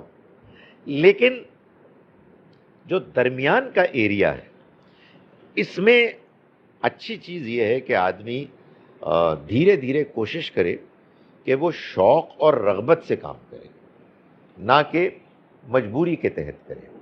اس کی وجہ یہ ہے کہ معلوم ہوتا ہے کہ اللہ نے یہ تقسیم رکھی اس لیے کہ بھائی اگر آپ کا موڈ نہیں ہے تو کم سے کم یہ تو کر لو، اور بقیہ کام تو تم اچھے کرو گے ہی تب جب آپ کا موڈ ہوگا. اور دیکھیں، آپ کا دل نہیں لگ رہا، اس کو بھی ذرا اینالائز کرنا چاہیے کیوں نہیں لگ رہا. آپ نماز پڑھ رہے ہیں، نماز میں اللہ کو یاد کر رہے ہیں، اللہ سے توفیق مانگ رہے ہیں، تو ہو سکتا ہے کہ آپ کی کمپنی خراب ہو سکتا ہے کہ کہیں آپ کوئی اور گڑبڑ کر رہے ہوں جس کی وجہ سے ایک رکاوٹ پیدا ہو رہی ہے بعض دوسرے اچھے نیکی کے کاموں کے کرنے کے راستے میں. زندگی پوری کی پوری ایک سٹرگل ہے، اور سٹرگل سے مراد یہاں میں معاشی سٹرگل کا ذکر نہیں کر رہا، یعنی نیکی کے معاملے میں سٹرگل، ہدایت کے معاملے میں سٹرگل. آدمی محسوس کرتا ہے بعض ایسے موقع آتے ہیں زندگی میں، ایسی فیزز آتے ہیں، بعض اوقات بڑے لمبے ہو جاتے ہیں کہ آدمی کہتا ہے یار کوئی بات جو غالب نے کہی کہ جانتا ہوں ثواب طاعت و زہد پر طبیعت ادھر نہیں آتی. یعنی میں جانتا ہوں نیکی کیا ہے، اس کا انعام کتنا ہے، مگر دلچسپی پیدا نہیں ہو رہی. تو دلچسپی پیدا کرنے کے لیے بھی آدمی کو تگ و دو کرنی پڑتی ہے. یعنی اچھی صحبت ہو، آدمی زیادہ سے زیادہ کوشش کرے کہ نماز میں دلچسپی لے، اللہ سے توفیق مانگے، جو غلط کام ہو رہے ہیں ان سے فائٹ کرے، ان سے دور رہنے کی کوشش کرے.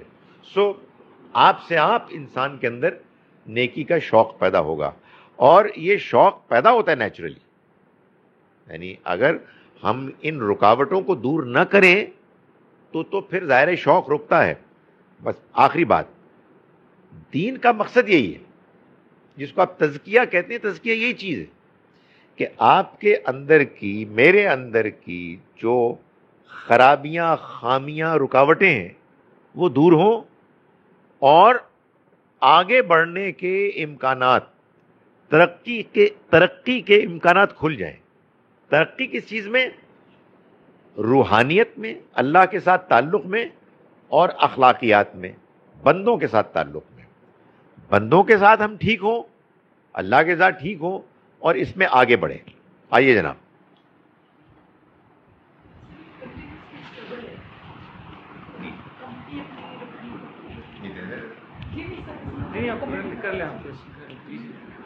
سر یہ جو کیفیت ہے اس کو پانے کے لیے سر سارا وقت انسان کو one has to be like very vigilant. اور سر کوشش یہ ہونی چاہیے کہ ایسی کمپنی میں اٹھتے بیٹھتے رہو جو آپ کو موٹیویٹ کرتے رہے ہیں آل دا ٹائم، کیونکہ انسان بھول جاتا ہے. سر ابھی یہاں سے لیکچر لیا، گھر گئے، پھر صبح اپنے اس میں ہو جاتا ہے. تو سر بس basically it was just a comment. Thank you so مچ.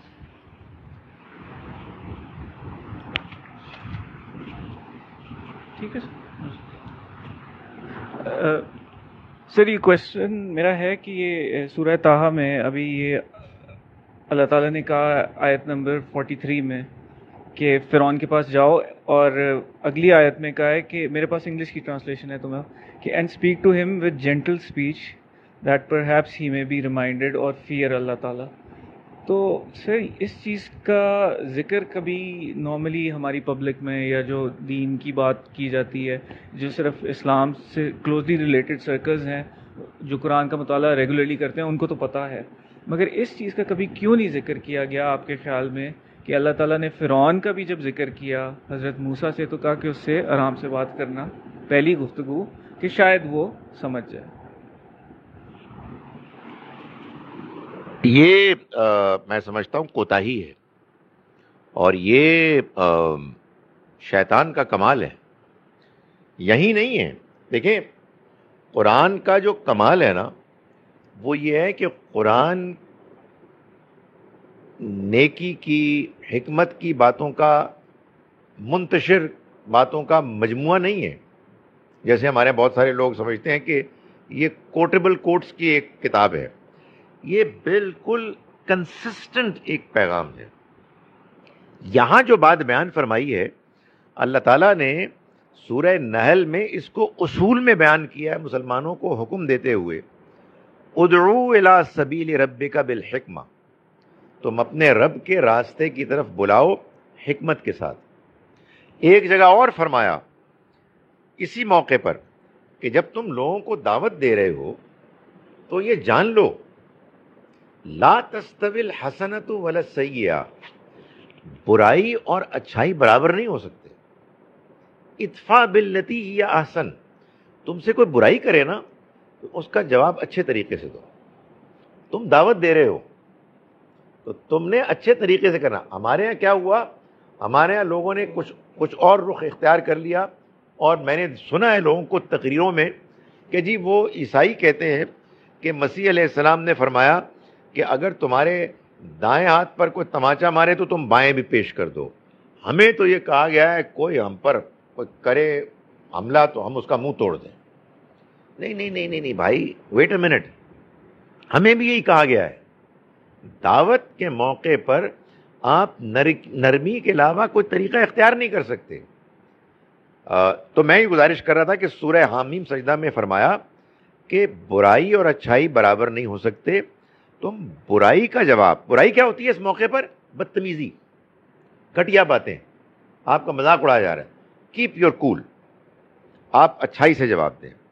فَإِذَا الَّذِي بَيْنَكَ وَبَيْنَهُ عَدَاوَةٌ, پھر معلوم ہے کیا ہوگا, تمہارے اور جس کے درمیان دشمنی تھی کَأَنَّهُ وَلِيٌّ حَمِيمٌ, وہ گہرا دوست بن جائے گا. اس کی شاندار مثالیں ہیں نبی صلی اللہ علیہ وسلم کی سیرت میں. لوگ آئے, دشمنی کرنے آئے, پتہ نہیں کیا کیا باتیں کرتے تھے, اور آپ کی نرمی, آپ کے درگزر سے صورتحال کہیں سے کہیں ہو گئی, بالکل کایا پلٹ گئی. ایک اس کی جو وہ مثال ہے, غالباً حضرت عمرو بن العاص ہیں, وہ یہ کہتے ہیں کہ ایک وہ زمانہ تھا کہ میں نبی صلی اللہ علیہ وسلم کے پیچھے تھا کہ میں کسی طرح سے نعوذ باللہ آپ کی جان لے لوں. یعنی وہ تھا نا, انعام تھا کہ جو کرے گا اس کو یہ ملے گا, فلاں فلاں. تو اتنا میں دشمن تھا. اور اس کے بعد پھر ایک وہ وقت آیا کہ میں آنکھ اٹھا کے آپ کو نہیں دیکھ سکتا تھا, اتنا آپ کا روب میرے اوپر تھا. I could not look at him. تو تم مجھ سے یہ پوچھو کہ آپ کا چہرہ مبارک کیسا تھا, میں بتا نہیں سکتا. یہ کایا پلٹ گئی. کیسے؟ نرمی سے. تو اس پہ فرمایا آگے چل کے آیت میں کہ فَإِمَّا يَنزَغَنَّكَ مِنَ الشَّيْطَانِ نَزْغٌ, اگر تمہیں شیطان اکسائے اپنی اکساہٹ سے, فَاسْتَعِذْ بِاللَّهِ, تو اللہ کی پناہ مانگو. إِنَّهُ هُوَ السَّمِيعُ الْعَلِيمُ, وہ سننے والا جاننے والا. قرآن بھرا ہوا ہے اس سے. لیکن ہوا کیا؟ وہی ٹریجڈی جس کو میں بار بار بیان کرتا ہوں. قرآن مجید نے اپنے بیان میں یہ بات بھی واضح کی کہ یہ اللہ کے رسول جو آتے ہیں, یہ اپنے مشن کے کلائمیکس پہ جب پہنچتے ہیں تو ان کے انکار کرنے والے دشمنوں پر اللہ کا عذاب آتا ہے. یہ اللہ نے طے کیا ہوا ہے. یہ عذاب جب آتا ہے تو اللہ تعالیٰ پھر ان پر اپنے غضب کا اظہار کرتے ہیں. نبی صلی اللہ علیہ وسلم کے کیس میں یہ عذاب آپ کے ساتھیوں کی تلواروں سے آیا. اس زمانے میں پھر سختی کی گئی. اس سختی کو قرآن میں بیان کیا گیا. وہ سختی تاریخ میں, حدیثوں میں بیان ہوئی. ہمارے یہاں بہت سے لوگوں نے کہا کہ اصل میں وہ ہے دین. باقی تو دین بلڈ اپ ہو رہا تھا, وہ تو ابتدائی سٹیجز تھیں, تو اصل کلائمیکس تو وہ ہے. تو جو آخری دور ہے وہی اصل دور ہے. یہ اتنی بڑی ٹریجڈی ہے, یہ اتنی بڑی غلط فہمی ہے کہ جس کو میرا یہ خیال ہے کہ ہمیں لگ جانا چاہیے کہ ہم لوگوں کی اس غلط فہمی کو دور کریں.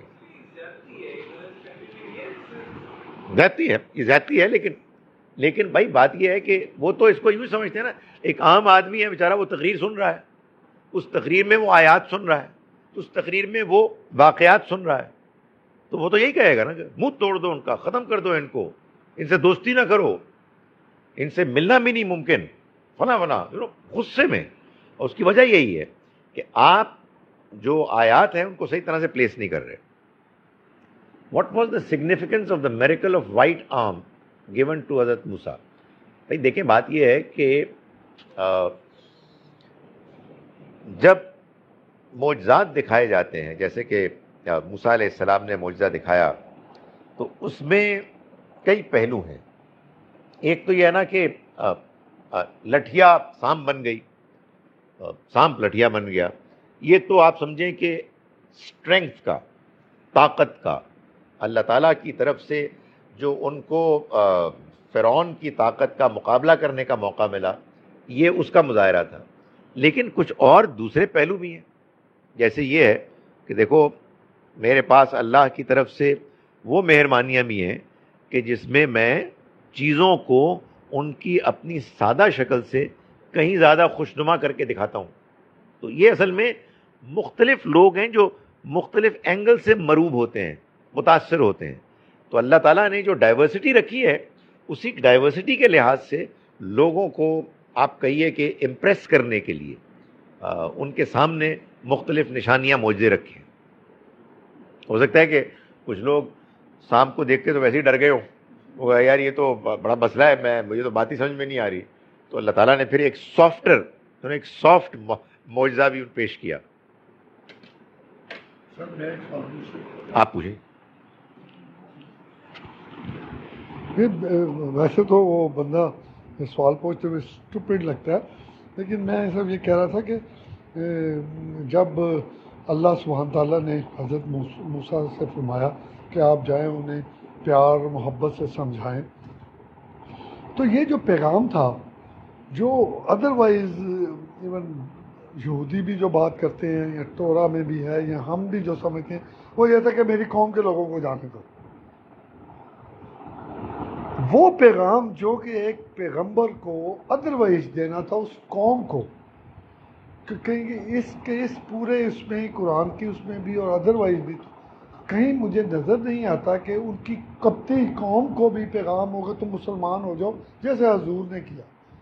چاہے وہ قریش تھے, چاہے وہ ہاشمی تھے, چاہے وہ بدو تھے, چاہے وہ کوئی تھے, آپ نے پیغام دیا. تو انہوں نے صرف یہ کہا کہ میری قوم کو جانے دو. یہ میری بات مجھے سمجھ نہیں آئی.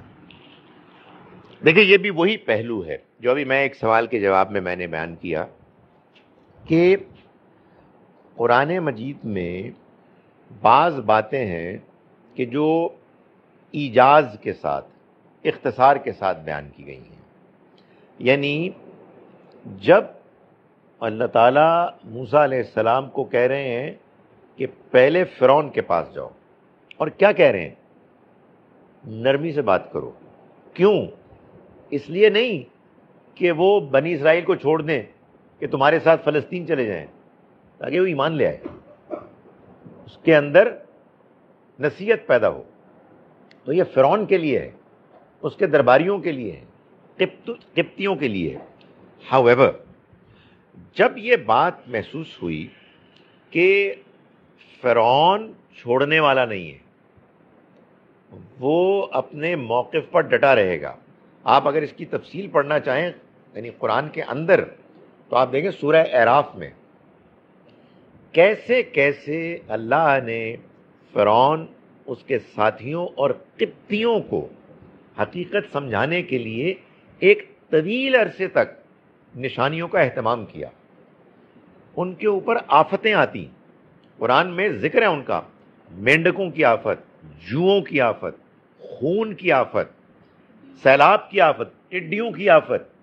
تو یہ جو آفتیں تھیں یہ بیسیکلی بنی اسرائیل کے لیے نہیں تھیں, یہ تو فرعون اور قبطیوں کے لیے تھیں. لیکن یہ بات صحیح ہے کہ موسیٰ علیہ السلام کے مشن کا ایک حصہ یہ بھی تھا کہ بنی اسرائیل جو فلسطین سے, کنعان سے مائیگریٹ کر کے یوسف علیہ السلام کے زمانے میں مصر آئے تھے, ان کو واپس لے جایا جائے. سو فرض کیجئے کہ اس کو یوں دیکھتے ہیں کہ اگر قبطی بھی ایمان لے آتے سبحان اللہ. ان کو یہاں آباد کیا جاتا, ان کو وہاں لے جایا جاتا, اور پھر اللہ کے پیغام کو دنیا کے چاروں کونوں میں پھیلایا جاتا. So they were very much a part of that plan. لیکن انہوں نے اس پلان کے ابتدائی حصے ہی میں, شروع ہی میں اس مشن کے, اپنی مخالفت, اپنی ضد اور ہٹ دھرمی سے یہ بات ثابت کر دی کہ وہ ایمان لانے والے نہیں ہیں سوائے چند لوگوں کے. جادوگر ایمان لے آئے, جنہوں نے لانا تھا وہ لے آئے. ظاہر ہے صرف جادوگر نہیں لائے, اور بھی لوگ ہوں گے, لیکن قرآن ایسے ہی ڈسکرائب کرتا ہے. قبطی وہاں کے لوکلز تھے, یعنی جو مصری تھے, کاپٹکس آج بھی ہیں, کرسچنز ہیں وہ. جی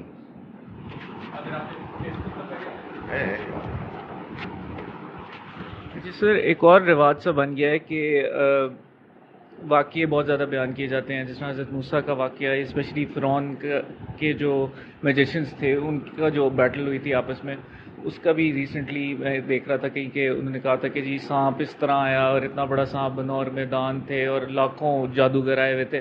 تو سر میرا کوشچن تھا کہ یہ اس قسم کے جو واقعات ہیں جو لوگ گھڑتے ہیں اور پھر بیان کرتے ہیں آگے سے, ان کی اوتھینٹسٹی پہ کیوں نہیں کوئی کوشچن کیا جاتا نارملی, کہ مسلم کیوں نہیں کہتے کہ جی ہم کس طرح اس کو authentic, why do we immediately start believing in them?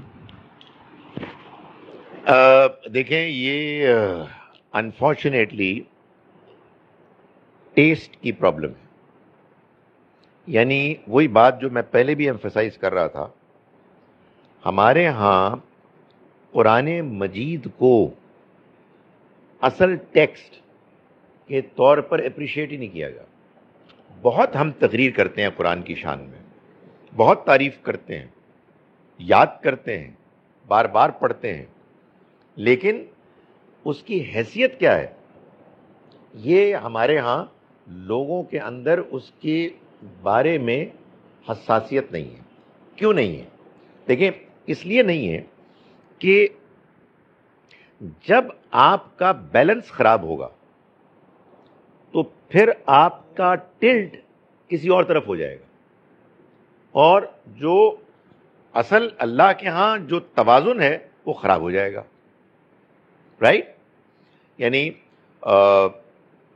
والد ہیں, چچا ہیں, ماموں ہیں, کہا گیا کہ بھائی سب کی عزت کرو, لیکن باپ باپ ہے. آپ ماموں کی طرف لڑک گئے تو باپ تو اگنور ہوگا, اس لیے کہ آپ نے اپنے اندر کی جو انرجی ہے وہ وہاں صرف کر دی. تو والد صاحب کہہ گئے بیٹے میں بھی کبھی آپ سے کچھ ٹائم پالوں. تو قرآن ہے اصل.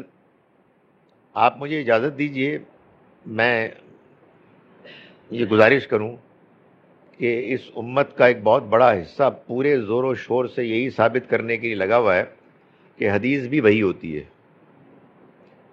اور وہ بھی دین ہے, اور اصل دین ہے, اور دین اصل میں وہی بیان ہوا ہے. تو ختم ہو گیا. قرآن مجید کو پھر آپ دلچسپی سے نہیں پڑھیں گے, اس لیے کہ آپ نے اچانک اپنے آپ کو اس طرف جھکا دیا. میں یہ نہیں کہہ رہا کہ حدیث کی کوئی حیثیت نہیں ہے, لیکن جو ہے وہ سمجھے. اس کے بارے میں ہم جذباتی ہو گئے, اس کے بارے میں اب ہم جو نقطۂ توازن, نقطۂ اعتدال ہے وہ سننے کے لیے تیار نہیں ہیں. آپ حدیث کا لفظ بولیں گے اور ذرا اپنی بات ڈفرنٹ بیان کریں گے, لوگ یا تو سننا آپ کو بند کر دیں گے یا آپ کے دشمن ہو جائیں گے, لان تان کرنا شروع کر دیں گے. تو یہ وہ مسئلہ ہے جس کی وجہ سے قرآن مجید کو اس طرح سے سمجھنے کی لوگ کوشش نہیں کرتے.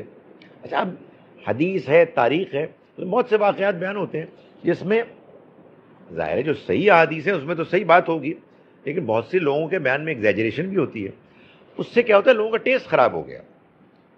یعنی پھر تاریخ کے بہت سی چیزیں بیان ہوتی ہیں, ٹیسٹ جب خراب ہو جائے تو پھر لوگوں کو قرآن میں جو کچھ بیان ہوا ہے اس پہ تسلی نہیں ہوتی. بھائی سانپ تھا اور وہ لٹھیا تھی سانپ بن گئی, یہ کون سی بات ہے؟ لمبا کتنا تھا اور چوڑا کتنا تھا.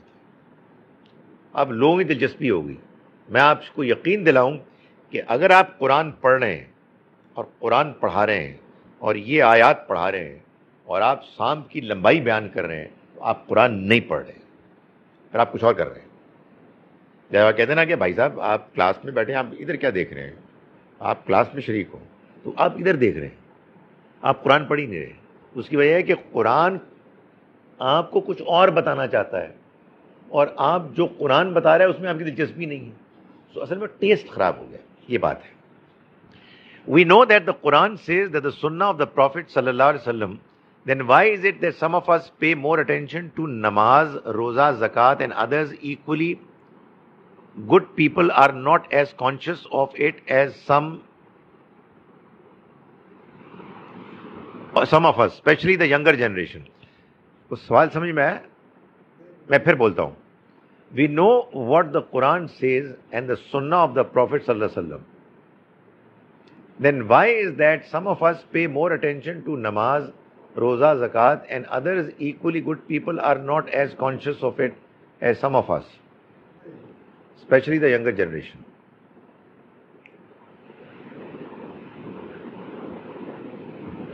وضو کے بغیر قرآن کو ٹچ کرنا اور پڑھنا کیسا ہے؟ ایک تو ایسے ہی کبھی کبھی غیر ضروری باتیں بھی تو کرنی چاہیے نا. یہ کیا بات ہوئی کہ عربی ہمیشہ ہی ریلیونٹ بات کرے. یہ جو آپ نے پڑھنا لکھا ہے نا PADHNA، یہ ایک انڈین سٹائل ہے. ہو سکتا ہے کہ انڈیا سے ہی ہو، کیونکہ آپ میں نے دیکھا کہ وہاں کچھ یہ ہے، کچھ ڈی کرتے ہیں وہ. دیکھیں، قرآن مجید کو ٹچ کرنے کے لیے وضو باوضو ہونے کی شرط تو نہیں ہے. یہ بات جو ہمارے ہاں بیان ہوتی ہے وہ اصل میں ایک آیت سے غلط استشہاد ہے. استشہاد کا مطلب ہے غلط انفرنس ڈرا کیا جا رہا ہے، غلط مطلب نکالا جا رہا ہے. انفرنس ڈرا کرنا بھی ایک وہ آیت کیا ہے؟ اس سورہ واقعہ کی آیت ہے، لا یمسہ الا المطہرون، اس کو نہیں چھوتے مگر پاکیزہ. وہاں پاکیزہ سے مراد پاکیزہ انسان نہیں بلکہ پاکیزہ فرشتے ہیں، اس لیے کہ کانٹیکسٹ میں بات یہ ہو رہی ہے کہ یہ بدتمیز لوگ کہہ رہے ہیں کہ یہ شیاطین کا لایا ہوا کلام ہے.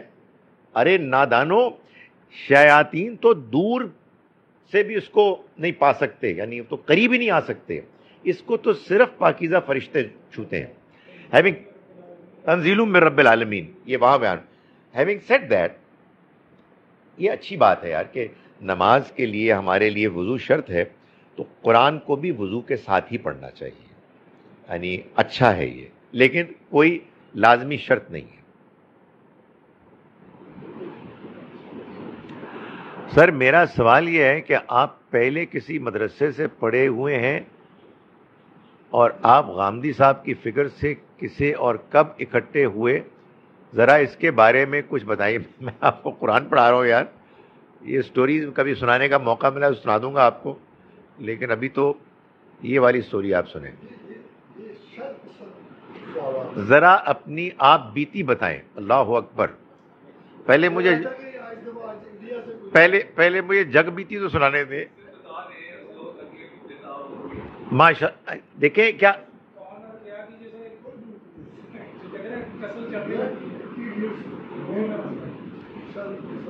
دیکھیں، گزارش یہ ہے کہ ہر آدمی کا ایک سفر ہے، وہ اللہ کی طرف سے ہوتا ہے. ظاہر ہے کہ آپ اپنی طرف سے سیکھتے ہیں، تلاش کرتے ہیں. کسی کو کوئی اپیل کرتا ہے، کسی کو کوئی اور کرتا ہے. میں صرف ایک بات کہتا ہوں آپ سے، میری سٹوری الگ ہے، کسی اور کی سٹوری کچھ اور ہوگی، لیکن جو امپورٹنٹ چیز ہے وہ یہ ہے کہ زندگی کے سفر میں یہ چیز سیکھی ہے. سیکھنے سے مراد یہ ہے کہ سمجھی ہے، عمل کیا یا نہیں کیا یہ اللہ ہی بہتر جانتا ہے. کہ آپ کو اساتذہ ہی سکھاتے ہیں ٹو بگن وتھ، تو زیادہ ان پہ آپ ڈپینڈنٹ ہوتے ہیں. لیکن بہرحال کوئی استاد فرشتہ نہیں ہے، پیغمبر نہیں ہے، اس لیے آپ کو ہر ایک کی بات کو سننا ہے غور سے، دھیان سے. اور آج تو آپ یقین جانیں اتنا آسان ہو گیا ہے کہ حیرت انگیز بات ہے. دنیا جہان کے دینی اساتذہ آپ کے سامنے آپ کی اسکرین پہ موجود ہیں. کمال ہے یہ. اب اس میں کیا ہوگا؟ میں آپ کو بس یہ آخری بات کر رہا ہوں، میں آپ کو یہ بتا رہا ہوں، یہ ناممکن ہے کہ کسی ایک دینی عالم کے بارے میں سارے مسلمان، سارے انسان متفق مطمئن ہو جائیں. ہو ہی نہیں سکتا. اللہ نے انسانوں میں ایسی ڈائیورسٹی، ویرائٹی پیدا کی ہے، ٹیسٹ کی، کہ آپ یقین جانیں حیرت ہوتی ہے کہ بعض لوگ کہتے ہیں یار میں اس بندے کو 2 منٹ نہیں سن سکتا، اور بعض لوگ کہتے ہیں یار میری پوری زندگی حاضر ہے اس کے لیے. کہتے ہیں یار واٹس گوئنگ آن. لیکن یہ واقعہ ہے، یہ بات کہ کوئی ایک بندہ ایسا ہے کہ جس پر سارے انسان جو نیک نیت ہیں، میں نیک نیت لوگوں کی بات کر رہا ہوں، نیک نیت لوگ کسی ایک عالم پر مطمئن نہیں ہو سکتے. کسی بندے پر سارے نیک نیت لوگ مطمئن ہو جائیں، وہ صرف پیغمبر کے علاوہ ہو ہی نہیں سکتا. اس لیے سٹوری سنا دیں گے کسی دن اگر کوئی موڈ بنا، لیکن میں آپ سے گزارش کروں، زیادہ امپورٹنٹ چیز ہے اللہ کا کلام، اللہ کا پیغام. اللہ کا پیغام جیسے ہم پڑھ رہے ہیں، اس کے سمجھنے میں اگر کوئی دقت ہے تو اور ہم کوشش کرتے ہیں. اور میں آخری ایک مثال سے آپ کو سمجھا رہا ہوں. مجھے بھی آج ہی کسی صاحب کا ایک تنقیدی وہ ملا ٹیکسٹ، تبصرہ، کہ انہوں نے کہا جی آپ نے جنات پر کو 5 منٹ بات کی ہے، مگر بڑی گول مول بات کی ہے، بڑی ویگ سی بات کی ہے، کوئی سن کے کوئی فائدہ ہی نہیں ہوا. بڑی امیدوں سے میں نے اس کو آن کیا تھا اور معلوم ہوا کہ ہو بھی سکتا ہے، نہیں بھی ہو سکتا، تو میں نے ان کو یہ جواب دیا کہ آپ کی تنقید سر آنکھوں پر، مگر میں آپ سے گزارش کرتا ہوں کہ میں نے جو کچھ کہا ہے وہ میں نے قرآن کی بنیاد پر کہا ہے. جنات کا مسئلہ ایک پیچیدہ مسئلہ ہے، اس لیے کہ یہ غیب کی دنیا سے تعلق رکھتا ہے، اور میں نے اپنی کلپ میں یہ کہا ہے کہ غیب کی دنیا میں کے بارے میں غیر ضروری قرید کرنے کی ضرورت نہیں ہے. یہ میں نے کہا. یہ آپ کو ویگ لگی ہے تو کوئی بات نہیں، آپ کی مرضی ہے. انہوں نے کہا جی کہ آپ نے واقعات کیوں نہیں سنائے، آپ نے علماء کے تجربات کیوں نہیں بتائے. میرے خیال ہے وہ غیر ضروری ہے. میرا خیال ہے اصل چیز یہ ہے کہ قرآن کیا کہہ رہا ہے.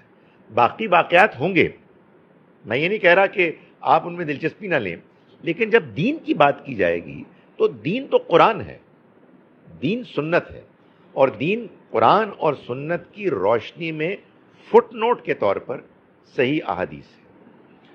اقول قولی ھذا واستغفر اللہ لي. جی